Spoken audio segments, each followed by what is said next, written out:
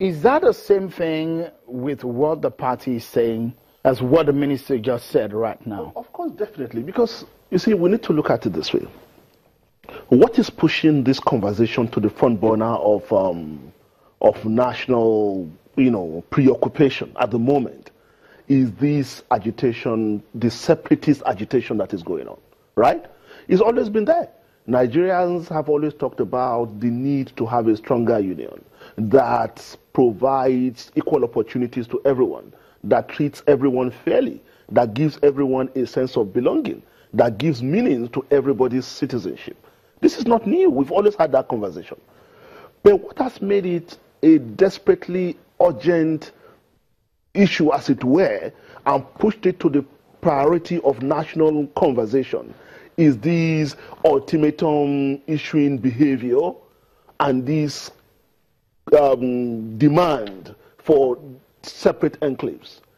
Now, as a party, we are aware of what our manifesto promises. If you look at this manifesto, it's ambitious in many respects.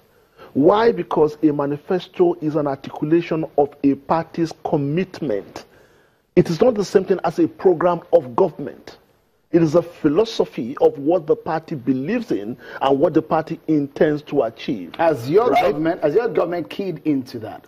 In the spirit of your manifesto? The government does not need to key into it because the government is a product of the party. It's a product of these. It's based on this manifesto that the government campaigns. Madam Abdullahi, that first statement, it's interesting that you were the deputy chairman of the committee which produced some of the blueprint of the research and documentation committee during the election period. I mean, you will be able to explain to us that particular paragraph, which is the very first statement in this manifesto, is what we've shown on the screen right now. How urgent is that for the party? Is the same thing that I said earlier that I will repeat. That what is pushing this issue to, what is escalating it to a national urgency? You see, this is a question we should ask ourselves. You see, we need to be very careful. When people began to sense an opportunity, to promote certain agenda that is not the same thing as the universal understanding of what we should be demanding as a country, then we need to be able to draw the line. So when APC promises restructuring, what does APC mean? When people began to pay courtesy calls on Nnamdi Kanu when he was released from prison, what is the agenda? Are we seeing a continuation of 2015 politics because people are excluded from the system? Or is this a genuine desire to ensure that every citizen has a sense of belonging? Nobody can deny that. The question will now be then that what exactly does the APC mean? Because Governor El-Rufai did say here on Channels Television that it does look like there is an opportunists are taking the day, using the opportunity of the restructuring narrative to key into what is happening. But then, what is the APC stand on this, and how soon will the party key into? What does it mean to the APC restructuring? Restructuring to APC means the improvement of our federalism in a way that devolves more governmental authority and more governmental responsibility to the states. Because APC's vision of development is that which takes place where the people truly reside. So what APC is saying when we talk about either is restructuring or devolution is to facilitate the location of resources and responsibilities closer to the people. That is what we mean. When are you going to make that happen? It's 2 years in the life of this government. And that is the point that I made earlier.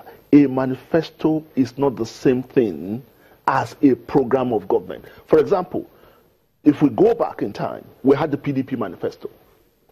But we had President Yar'Addua's 7-point agenda, right? We had a PDP manifesto. But we had President Jonathan's transformation agenda, right? Now we had the APC manifesto. Then we have Buhari's government's priority.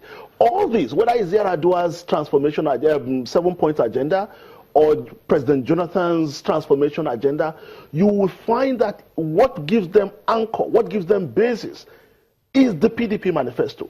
The same way that whatever the Buhari government is doing now is located within the philosophy of the APC manifesto. Hang on a second, please. So we cannot begin to say government is spending 2 years. Government has 4 years, but the APC manifesto is timeless. Okay, because Malam Abdullahi, in a situation, as far as I understand what public administration and governance is and issues of policy, when there is a need, a state of emergency, sort of in any particular system, government will make policies to key into that and fix it. Yeah. There seems to be sort of a state of emergency in some areas of our national life. What is the emergency? Tell me, what's the emergency? When there are clamors, agitations across the country. People have always clamored. But when you see that clamor is louder than ever. Should government, you see, we must distinguish between acts of criminality and what constitutes genuine clamoring. Is it a clamor? Should we consider as clamor or genuine clamoring when people issue ultimatum to citizens of Nigeria to vacate a particular part of the country? Government supposed to treat that as clamoring? Okay, Malam Abdullahi, we will take a moment, and when we return, the task of keeping Nigeria one stares leaders of the country in the face. More from the APC spokesperson when we return. Stay with us.